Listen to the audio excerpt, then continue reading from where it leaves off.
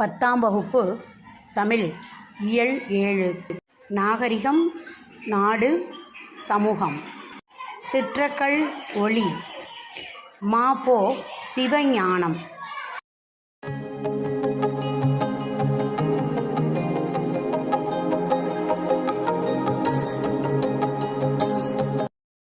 இந்திய விடுதலை போராட்ட வரலாற்றில் 1906ஆம் ஆண்டு மிகவும் சிறப்புடைய ஆண்டாக கருதப்படுகிறது.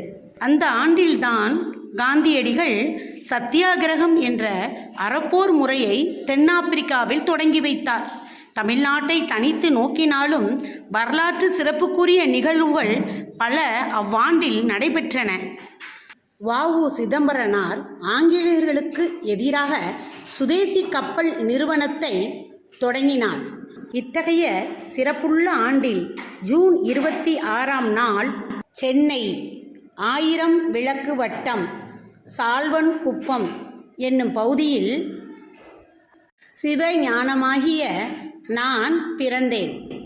நான் பிறந்த வட்டத்துக்கு 1000 விளக்கு என்று பெயர் இருந்தாலும் என்னை பெற்றெடுத்த குடும்பம் வறுமை என்னும் இருள் சூழ்ந்துதான் இருந்தது. என் தந்தையின் பெயர் பொன்னுசாமி, என் அன்னையின் பெயர் சிவகாமி. என் பெற்றோர் எனக்கு இட்ட பெயர் ஞான பிரகாசம். ஆனால் சரபெயர் என்ற முதியவர் ஒருவர் என்னுடைய பெயரை மாற்றி சிவஞானி என்றே அழைத்தார்.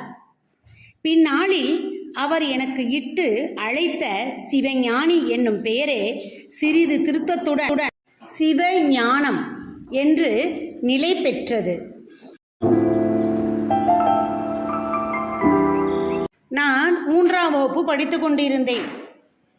பள்ளியில் 3ஆம் வகுப்பில் நுழைந்த 7ஆம் நாளில் பகல் நேரத்தில் வீட்டுக்கு வந்து சாப்பிட்டு விட்டு திரும்பவும் பள்ளிக்கு போனேன்.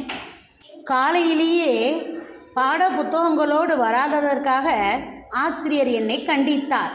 பிற்பகலில் புத்தகங்களை கட்டாயம் கொண்டு வர வேண்டும் என்று கட்டளையிட்டிருந்தார். கையில் புத்தகமின்றி இருந்த என்னை கண்ட ஆசிரியர் பள்ளியிலிருந்து விரட்டிவிட்டார். இது எனக்கு பெருத்த அவமானமாக இருந்தது. அதனால் அழுத வண்ணம் வீட்டுக்கு வந்தேன்.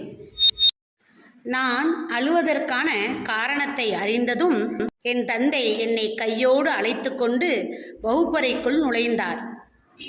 என்னை நல்ல வெயில் நேரத்தில் வீட்டிற்கு விரட்டியதற்காக ஆசிரியரை என் தந்தையார் வாயார வைத்தார். அன்றோடு என் கல்வி முற்று பெற்றது. 3ஆம் வகுப்பிற்கு அந்த நாளில் தேவைப்பட்டவை ஆங்கிலம், தமிழ் மொழி பாட புத்தகங்கள்தான். இவற்றை கூட வாங்கி கொடுக்க என் குடும்பத்தின் வறுமை இடம் தரவில்லை.